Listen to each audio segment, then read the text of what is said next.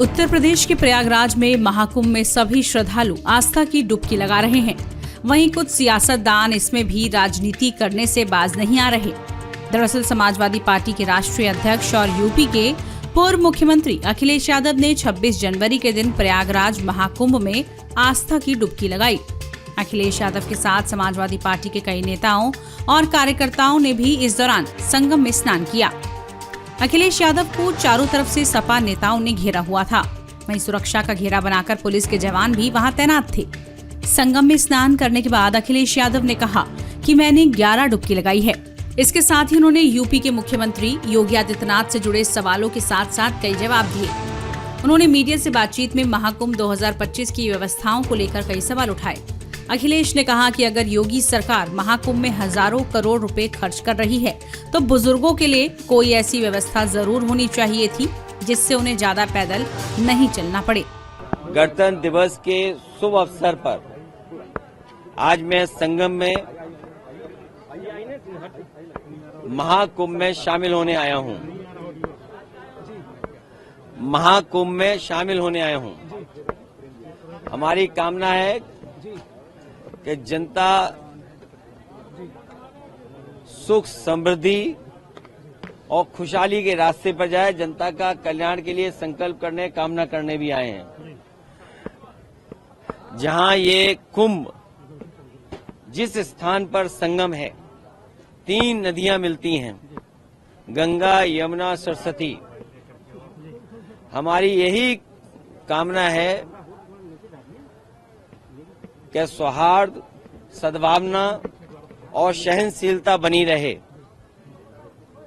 महाकुंभ के आयोजन में ये पौराणिक है कि बिना बुलाए और अपने आप सब लोग आते हैं।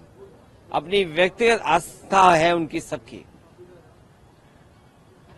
आज हमें भी मौका मिला है। मैं आज महाकुंभ में स्नान कर करके जा रहा हूं। मैंने 11 डुबकी लगाई हैं। सर, योगी जी ने कहा यूपी का बंटवारा नहीं होना चाहिए, क्या कहेंगे आप? देखिए, बंटवारे और नकारात्मक राजनीति के लिए जगह नहीं है। आज कुंभ का तो यही संदेश होना चाहिए, सकारात्मक संदेश होना चाहिए। और आज के दिन यही संकल्प हो कि जब कभी भी हमें याद आए कुंभ, तो हमें सौहार्द, सद्भावना और सहनशीलता हमेशा बनी रहे।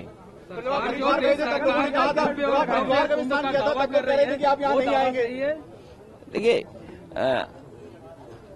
गंगा में स्नान और त्योहारों के दिन स्नान, जिस दिन मैंने वहां पर हरिद्वार में स्नान किया था उस दिन भी एक त्योहार था। बहुत बड़ा त्योहार है। भारत देश के लोग कोने कोने में अलग अलग नाम से इस त्योहार में शामिल होते हैं। उस दिन हरिद्वार में स्नान किया था और आज संगम में स्नान करने का मुझे मौका मिला है। योगी जी कह रहे हैं बुलडोजर चलता रहेगा, नहीं रुकेगा बुलडोजर। देखिए, बुलडोजर चले नहीं चले, सरकार कैसे बचेगी? ये बताइए, जब सरकार ही नहीं होगी तो बुलडोजर किसके पास होगा? संकल्प यही है कि सौहार्द बना रहे, सद्भावना बनी रहे, सहनशीलता हो, और जो भी स्नान हो सहनशीलता के साथ स्नान होना चाहिए। ये सरकार के लोगों को कोई स्पोर्ट्स इवेंट नहीं बनाना चाहिए इसको। समाजवादी सरकार में भी और पहले भी नेताजी को भी और हम लोगों को भी कुंभ के आयोजन को करने का मौका मिला था। जो उस समय कुंभ हुआ था, कम संसाधन में सरकारें अलग अलग थीं।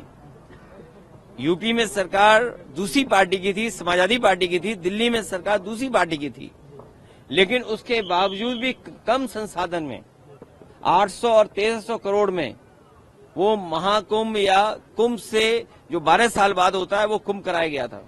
सर, पहले और आज तो सुनने में आ रहा है कि 7,000 करोड़ 10,000 करोड़ खर्च हो रहा है। अगर यहाँ लोगों को असुविधा हो रही है चलने के लिए, मैंने खुद अपनी आंखों से देखा है कि बुजुर्ग, जो महिलाएं हैं, जो पुरुष हैं, वो कितनी दूर से चल करके आते हैं। अगर आप कुंभ में इतने 1,000 करोड़ रुपए खर्च कर रहे थे तो कम से कम बुजुर्गों के लिए कोई ऐसी व्यवस्था होती जो बुजुर्गों को ज्यादा पैदल नहीं चलना पड़ता। और फिर जैसे हम हैं वीआईपी या और हैं वीआईपी या और सम्मानित लोग जब आए तो कम से कम व्यवस्था ऐसी होनी चाहिए, पूरे कुंभ को पता लगे कि हाँ आज कोई वीआईपी है जिसकी वजह से ये व्यवस्थाएं बहुत अच्छी चल रही हैं। मतलब आप डुबकी लगाकर भी निशाना साध रहे हैं? नहीं देखिए, डुबकी ये लगाकर भी सियासी निशाना साध रहे हैं। अरे भाई ये बताओ, माँ गंगा के किनारे लोग झूठ बोल रहे हैं। और मैं तो आपसे कहूंगा, देखिए माँ गंगा के किनारे न जाने कितनी बातें कही जा रही हैं, वो क्या सच हैं? लेकिन अगर आयोजन 1300 करोड़ में अच्छा हो सकता है, 800 करोड़ में अच्छा हो सकता है, तो 10,000 करोड़ में, 7,000 करोड़ में कितना अच्छा हो सकता है। उसमें तो न कोई ट्रैफिक की दिक्कत होती, न कोई पानी की दिक्कत होती, न साधु संतों से बिजली का बिल लिया जाता या उनको असुविधा होती, या जो चीजें महंगी है वो भी सस्ती होती। अरे इतना कुछ हो सकता था 10,000 करोड़ में।